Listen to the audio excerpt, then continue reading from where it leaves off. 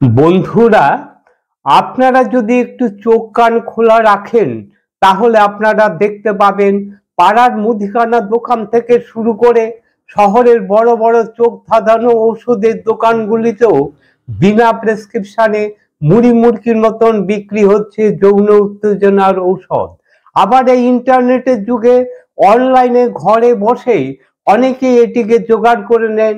আপনারা জানলে আশ্চর্য হবেন এই অবাধ এবং অসতর্কভাবে এই সমস্ত যৌন উত্তেজনার ঔষধ ব্যবহারের ফলে আমাদের ইয়ং জেনারেশনের মধ্যে দ্রুত হারে বাড়ছে এইসব যৌন উত্তেজক ঔষধের উপর নির্ভরশীলতা, হার্ট ফেলিউরের মতন মৃত্যুর ঝুঁকিও। আসুন আজকের এই ভিডিওটিতে জনসচেতনতা বৃদ্ধির জন্য কিভাবে আপনারা এই সমস্ত যৌন উত্তেজক ঔষধের পরিবর্তে প্রাকৃতিকভাবে এই সমস্যাটিকে মোকাবিলা করতে পারবেন তাই নিয়ে একটু বিস্তারিত আলোচনা করে দেখি। আমি ডাক্তার অলোক দেবনাথ। আজকের এই ভিডিওটিতে আমরা ভায়াগ্রা জাতীয় যৌন উত্তেজক ঔষধগুলির পার্শ্ব প্রতিক্রিয়া নিয়ে যাবতীয় সায়েন্টিফিক ইনফরমেশন খুব সহজ সরল ভাবে আপনাদের সামনে বাংলা ভাষায় তুলে ধরব, যাতে করে আপনারা সবকিছু বুঝতে পারেন, জানতে পারেন। আজকের এই ভিডিওটিতে আমরা সর্বপ্রথমে আলোচনা করব সেক্স পারফরমেন্সের ন্যাচারাল ফিজিওলজিটা কি। তারপর আমি আলোচনা করব কিভাবে কোন পদ্ধতিতে এই সমস্ত যৌন উত্তেজক ঔষধগুলি কাজ করে। তারপর আমি আলোচনা করব কিভাবে কোন পদ্ধতিতে প্রাকৃতিকভাবে যৌন সমস্যাকে মোকাবিলা করতে পারবেন, এবং ভিডিওটির সর্বশেষে আমি এমন একটি নিরাপদ পার্শ্ব প্রতিক্রিয়াহীন প্রাকৃতিক জুস নিয়ে আলোচনা করব যা ভায়াগ্রা জাতীয় যৌন উত্তেজক ওষুধগুলির মতন কাজ করে। আপনারা যদি প্রথম থেকে শেষ পর্যন্ত মনোযোগ দিয়ে দেখেন এই গুরুত্বপূর্ণ ভিডিওটি, সবকিছু জেনে বুঝে এই যৌন সমস্যাগুলিকে খুব সহজেই মোকাবিলা করতে পারবেন। আপনারা সকলেই জানেন টেস্টোস্টেরন হরমোন হচ্ছে পুরুষের প্রধান সেক্স বা যৌন হরমোন, যা পুরুষ মানুষের টেস্টিস বা অন্ডকোষে তৈরি হয়ে থাকে। এর আগে আমার অনেক ভিডিওতেই এই টেস্টোস্টেরন হরমোনটি নিয়ে বিস্তারিত আলোচনা করেছি। আজকের এই ভিডিওটিতে এই টেস্টোস্টেরন হরমোন নিয়ে বিস্তারিত আলোচনা করব না। আজকের এই ভিডিওটিতে পুরুষাঙ্গকে ইরেক্ট করতে, শক্ত করতে, ইরেকশনকে ধরে রাখতে নাইট্রো অক্সাইডের ভূমিকা নিয়ে আলোচনা করব। এই নাইট্রো অক্সাইড পুরুষাঙ্গের ব্লাড ভেসেলসকে ডাইলেট করে, প্রসারিত করে, পুরুষাঙ্গের রক্ত চলাচল বাড়ানোর মধ্যে দিয়ে পুরুষাঙ্গকে ইরেক্ট বা শক্ত করে এবং ইরেকশনকে ধরে রাখে। এই টেস্টোস্টেরন হরমোন যৌন আকাঙ্ক্ষা তৈরি করতে, যৌন উত্তেজনা সৃষ্টি করতে, পেনিসে রক্ত প্রবাহ বৃদ্ধির জন্য প্রয়োজনীয় সংকেত পাঠানোর সাথে সাথে পেনিসকে ইরেক্ট করতে, পেনিসকে শক্ত করতে নাইট্রো অক্সাইডকেও উদ্দীপ্ত করে। পুরুষের ইরেকটাইল ডিসফাংশন বা লিঙ্গ উত্থানজনিত সমস্যা মূলত এই নাইট্রো অক্সাইডের অভাবের জন্যই হয়ে থাকে। এই নাইট্রো অক্সাইড আমাদের শরীরের বিভিন্ন জায়গা তৈরি হয়। আপনারা সকলেই জানেন আমাদের শরীরের যে রক্তনালীগুলি রয়েছে, সেই রক্তনালীগুলির ভিতরের দিকে যে লেয়ারটি রয়েছে যেটিকে বলা হয় এন্ডোথেলিয়াল লেয়ার, এই এন্ডোথেলিয়াল লেয়ারের সেল থেকে নাইট্রো অক্সাইড তৈরি হয়। এছাড়া কিছু নার্ভ সেল থেকে, কিছু ইমিউন সেল থেকেও নাইট্রো অক্সাইড তৈরি হয়ে থাকে। আপনারা যখন কোনো সেক্সুয়াল চিন্তা ভাবনা করবেন, আপনারা ফিমেল পার্টনারের কাছে যাবেন, যখন আপনাদের ব্রেইন এই বিষয়ে চিন্তা করছে, তখন ব্রেইন থেকে নার্ভের মাধ্যমে এই মেসেজটা বা স্টিমুলেশনটা চলে আসছে পেনিসের ব্লাড ভেসেলসে। পেনিসের ব্লাড ভেসেল এন্ডোথেলিয়াল লেয়ার থেকে নাইট্রো অক্সাইড রিলিজ হয়। এই নাইট্রো অক্সাইড হচ্ছে একটি গুরুত্বপূর্ণ মলিকুল। এই নাইট্রো অক্সাইড স্টিমুলেট করছে ইজিএমপি অর্থাৎ সাইক্লিক গুয়ানোসিন ফসফেট নামে একটি মেসেঞ্জার মলিকুলকে। এই মেসেঞ্জার মলিকুলটি আবার প্রমোট করে পেনিসের আশেপাশে থাকা ব্লাড ভেসেলগুলিকে, পেনিসের আশেপাশে থাকা ব্লাড ভেসেলগুলো ডাইলেট হয়, প্রসারিত হয়, এর মধ্যে রক্ত প্রবাহ বাড়ে, পেনিসের চারিদিকে মাসেলসগুলির মধ্যে, রক্তনালীর মধ্যে রক্ত সরবরাহ বাড়ার ফলে পেনিস শক্ত হয়, লিঙ্গ উত্থান হয়।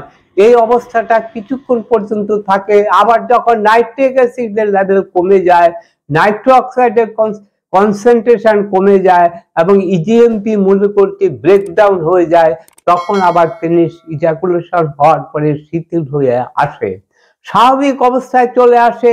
এটি হচ্ছে একজন পুরুষ মানুষের স্বাভাবিক সেক্স পারফরমেন্স করার ফিজিওলজিক্যাল প্রক্রিয়া।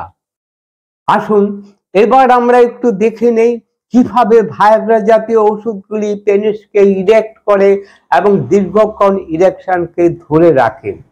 এই ভায়াগ্রা জাতীয় ওষুধগুলি বাজারে বিভিন্ন নামে পাওয়া যায়, যেমন ভিগোরেক্স, এগ্রা, নায়াগ্রা, সিলিগ্রা ইত্যাদি। এই জাতীয় ঔষধের কেমিক্যাল নাম হচ্ছে PDE5 ইনহিবিটর। এই PDE5 সিনথেটিক মলিকুলটি সিজিএমপি মেসেঞ্জার মলিকুলটিকে ব্রেকডাউন করতে দেয় না, যার ফলশ্রুতিতে ইরেকশনের টাইম, ইরেকশনের প্রসেসটাকে প্রলং করতে দীর্ঘায়িত করে।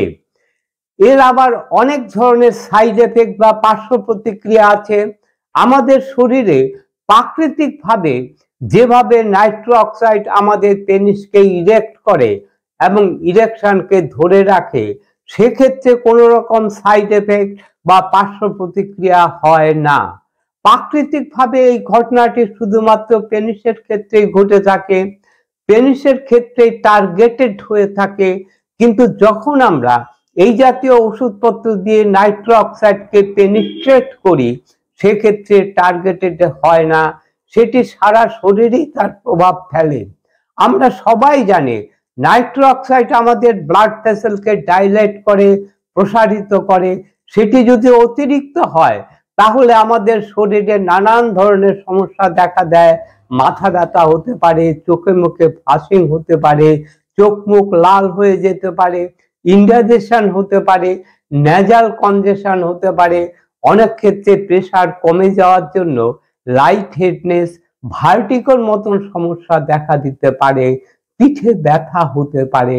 আবার বিভিন্ন স্টাডিতে দেখা গেছে কেউ যদি দীর্ঘদিন ধরে এই ধরনের যৌন উত্তেজক ওষুধপত্র খেয়ে থাকেন, তাহলে তারা এই জাতীয় ঔষধের উপরে সম্পূর্ণভাবে নির্ভরশীল হয়ে পড়েন। তখন তাদের এই ধরনের যৌন উত্তেজক ঔষধ ছাড়া তাদের পেনিস ইরেক্ট হবে না। আবার একটা সময়ের পরে গিয়ে তাদের সম্পূর্ণ ইম্পর্টেন্সি ডেভেলপ করবে। যাদের এই হাইপারটেনশন আছে, যাদের হৃদরোগ আছে, যাদের লিভার বা কিডনির সমস্যা আছে, তাদের ক্ষেত্রে হার্ট ফেলিউর থেকে মৃত্যুর ঘটনা পর্যন্ত ঘটতে পারে। আসুন এখন আমরা একটু আলোচনা করে দেখে নেই কি কি কারণে আমাদের শরীরে নাইট্রো অক্সাইডের প্রোডাকশন কমে যেতে পারে। এক নাম্বার হচ্ছে এজিং প্রসেস। প্রাকৃতিকভাবেই বয়স বাড়ার সাথে সাথে শরীরের রক্তনালীতে থাকা এন্ডোথেলিয়াল সেল থেকে নাইট্রো অক্সাইডের উৎপাদন কমে যায়। তার জন্য বয়স বাড়ার সাথে সাথে ইরেকটাইল ডিসফাংশন বা লিঙ্গ উত্থানজনিত সমস্যা, প্রিমিচুর ইজাকুলেশন বা শীঘ্র পতনের মতো সমস্যা দেখা দিয়ে থাকে। দুই নাম্বার হচ্ছে অ্যাডিকশন। বিভিন্ন ধরনের অ্যাডিকশনের কারণেও রক্তনালীর এন্ডোথেলিয়াল সেল থেকে নাইট্রো অক্সাইড উৎপাদনের পরিমাণ কমে যেতে পারে। বিশেষ করে স্মোকিং, যারা নিয়মিত ধূমপান করে থাকেন, ধূমপানের মধ্যে থাকা নিকোটিন এবং বিভিন্ন ক্ষতিকারক কেমিক্যাল যা আমাদের রক্তনালীর এন্ডোথেলিয়াল সেলগুলিকে নানানভাবে ক্ষতিগ্রস্ত করে থাকে। আবার যারা বিভিন্ন ধরনের অ্যালকোহল বা মদ্যপান করে থাকেন, যারা উত্তেজক পানীয় পান করে থাকেন, তাদের শরীরেও নাইট্রো অক্সাইড কম পরিমাণে তৈরি হয়ে থাকে। আবার যারা ওবিজ বা যাদের ওজন বেশি, তাদের শরীরেও নাইট্রো অক্সাইড কম উৎপন্ন হয়। তিন নম্বর হচ্ছে ডায়াবেটিস এবং হার্ট ডিজিজ। টাইপ 2 ডায়াবেটিস রোগীদের রক্তে সুগারের পরিমাণ এবং ইনসুলিনের পরিমাণ দুটোই বেশি থাকে। সুগার এবং ইনসুলিন দুটি রক্তে বেশি থাকার জন্য এবং গ্লাইকেটেড এন্ড প্রোডাক্ট তৈরি হওয়ার জন্য ডায়াবেটিস রোগীদের রক্তনালীতে থাকা এন্ডোথেলিয়াল সেলগুলি মারাত্মকভাবে ক্ষতিগ্রস্ত হয়।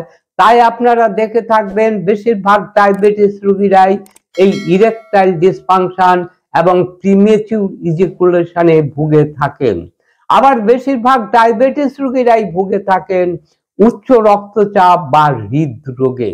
যারা উচ্চ রক্তচাপ বা হৃদরোগে ভুগে থাকেন তাদের শরীরের রক্তনালীগুলি দারুণভাবে ক্ষতিগ্রস্ত হয়ে থাকে, যার ফলশ্রুতিতে তাদের প্রাকৃতিকভাবেই নাইট্রো অক্সাইডের উৎপাদন ব্যাহত হয়ে থাকে। 4 নাম্বার হচ্ছে স্ট্রেস, টেনশন এবং অ্যাংজাইটি। যারা সব সময় স্ট্রেস, টেনশন এবং অ্যাংজাইটিতে ভুগে থাকেন তাদের শরীরে প্রাকৃতিকভাবেই নাইট্রো অক্সাইডের প্রোডাকশন কমে যায়। 5 নাম্বার হচ্ছে ইনফ্লামেশন। আমাদের শরীরে ইনফ্লামেশন বাড়ার সাথে সাথে নাইট্রো অক্সাইডের প্রোডাকশনও কমে যায়। এই ইনফ্লামেশন আমাদের শরীরে নানান কারণেই হতে পারে। আমাদের ভুল লাইফস্টাইল, আমাদের ভুল খাদ্যাভ্যাসের কারণেই আমাদের শরীরে ইনফ্লামেশন তৈরি হয়ে থাকে। এখন প্রশ্ন হচ্ছে কিভাবে আপনারা এই সমস্যাটিকে মোকাবিলা করবেন, কিভাবে কোন পদ্ধতিতে আপনারা প্রাকৃতিকভাবে আপনাদের শরীরে নাইট্রো অক্সাইডের উৎপাদন বাড়াতে পারবেন। প্রথমে আপনাদের যে কাজটি করতে হবে সেটি হচ্ছে যে কারণে আমাদের শরীরে নাইট্রো অক্সাইডের উৎপাদন কমে যায় সেই কারণগুলিকে অবশ্যই দূর করতে হবে। যে যে রোগের জন্য নাইট্রো অক্সাইডের উৎপাদন কমে যায় সেই রোগগুলিকে সঠিকভাবে চিকিৎসা করতে হবে। আমাদের মুখের মধ্যে থাকা ভালো উপকারী ব্যাকটেরিয়ার সংখ্যা বাড়াতে হবে। আমরা যখন নাইট্রেট সমৃদ্ধ খাদ্য খাবার খাই তখন আমাদের মুখের ভিতরে থাকা বন্ধু ব্যাকটেরিয়াগুলো খাদ্যের মধ্যে থাকা নাইট্রেটকে ভেঙে নাইট্রো অক্সাইড তৈরি করতে সাহায্য করে। আপনারা এমন কোনো কেমিক্যাল যুক্ত মাউথওয়াশ ঘন ঘন ব্যবহার করবেন না যাতে আপনাদের মুখের এই বন্ধু ব্যাকটেরিয়াগুলো ক্ষতিগ্রস্ত হয়। আপনাদের প্রতিদিনের খাদ্য তালিকার মধ্যে অবশ্যই রাখবেন নাইট্রেট যুক্ত খাদ্য খাবারকে, যেমন বিটরুট, পালং শাক, লেটুস পাতা, তরমুজ ইত্যাদিকে। এই সমস্ত নাইট্রেট সমৃদ্ধ খাদ্য খাবার আপনারা যদি প্রচুর পরিমাণে জুস করেও খেতে পারেন তাহলে আপনাদের শরীরে থাকা উপকারী ব্যাকটেরিয়াগুলি এই নাইট্রেটকে নাইট্রো অক্সাইডে কনভার্ট করে আপনাদের শরীরে নাইট্রো অক্সাইডের পরিমাণ বাড়াবে। কিছু গবেষণায় তরমুজকে প্রাকৃতিক ভায়াগ্রা হিসাবে উল্লেখ করা হয়েছে, কারণ তরমুজের মধ্যে সিস্টোলিন থাকে যা নাইট্রো অক্সাইড উৎপাদনে সাহায্য করে থাকে। আসুন ভায়াগ্রা জাতীয় যৌন উত্তেজক ওষুধগুলির বিকল্প হিসাবে পার্শ্ব প্রতিক্রিয়াহীন নিরাপদ প্রাকৃতিক জুস আপনারা কিভাবে তৈরি করবেন সেই সম্পর্কে একটু আলোচনা করে দেখি।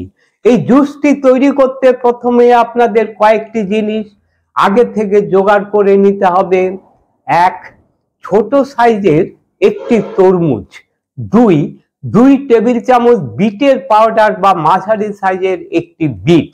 3 নাম্বার কয়েকটি পালং শাক বা লেটুস পাতা। 4 নাম্বার 1 ইঞ্চি পরিমাণে কাঁচা আদা।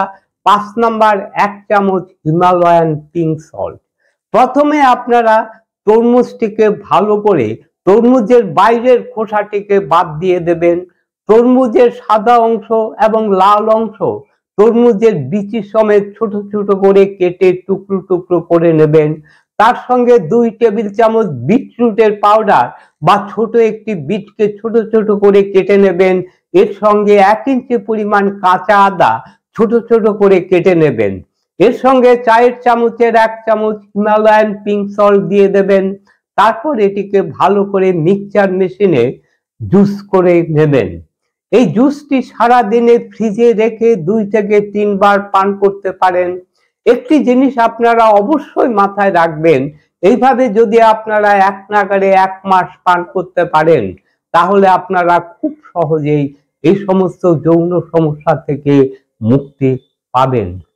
বন্ধুরা, এতক্ষণ ধরে যারা ভিডিওটি দেখলেন তারা যদি মনে করেন এই ভিডিওটি থেকে নতুন কিছু জানতে পারলেন, নতুন কিছু শিখতে পারলেন, তাহলে আপনারা আপনাদের বন্ধু বান্ধবদের কাছে এই ভিডিওটি শেয়ার করবেন, এই ভিডিওটিতে লাইক দেবেন।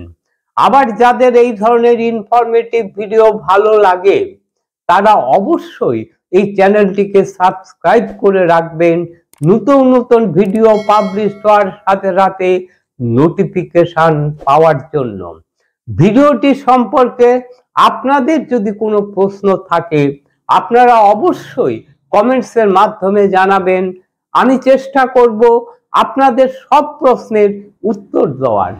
আজকের ভিডিওটি এইখানে শেষ করছি। আবার দেখা হবে বন্ধু নতুন কোনো ভিডিওতে, নতুন কোনো সময়ে। ততক্ষণ পর্যন্ত আপনারা ভালো থাকবেন, সুস্থ থাকবেন। নমস্কার।